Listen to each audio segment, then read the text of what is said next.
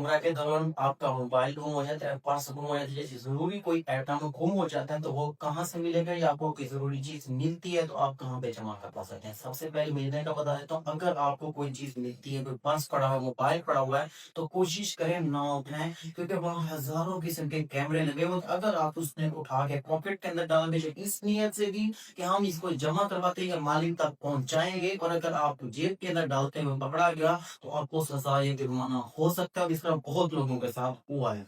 अच्छा, अब ज़रूरी चीज़ ये है, आपका मोबाइल गुम हो जाता है, पर्स गुम हो जाता है। अगर आप तवाफ़ करने खाना काबा के करीब हैं, तो बिल्कुल खाना काबा का जो दरवाज़ा है, इसके साथ वाला कोना जो खतीब का दरवाज़ा है, वहाँ पे लॉस्ट एंड फाउंड की चौकी है। एक पुलिस वाला यानी कि फौजी वहाँ पे खड़ा होता है। अब उसके पास जाएँ, अब उसको बताएँ, इशारा करें मोबाइल का या पर्स का, ये जो चीज़ गुम हुई है, तो वहाँ बॉक्स एक बनाया होता है, उसके अंदर ही तमाम चीज़ें मौजूद होती हैं, जिसको भी मिलती है वो वहाँ से उठा सकते हैं। अब ज़रूरी चीज़ ये है कि आप बाहिर मस्जिद हरम के अंदर मौजूद है। अच्छा, मदीना के अंदर भी लॉस एंड फाउंड का ऑफिस है, रोज़ा रसूल के बिल्कुल सामने, वहाँ पे जो है ना बाहिर ही जो बिल्डिंग बनी हुई है, इसके अंदर लॉस एंड फाउंड का ऑफिस है। और मक्का के अंदर जो अबू जहल बाथरूम है, इसके लास्ट के अंदर सीढ़ियों के ऊपर जाए, तो वहाँ पे भी ऑफिस मौजूद है। और रसूल पाक सल्लल्लाहु अलैहि वसल्लम की जो जाए पैदाइश है, उसके बिल्कुल साथ लॉस्ट एंड फाउंड का ऑफिस मौजूद है। अगर आपकी कोई चीज़ गुम हो जाती है, जिसको मिलती है वो वहाँ जाके जमा करवाएगा, तो आपको मिल सकती है।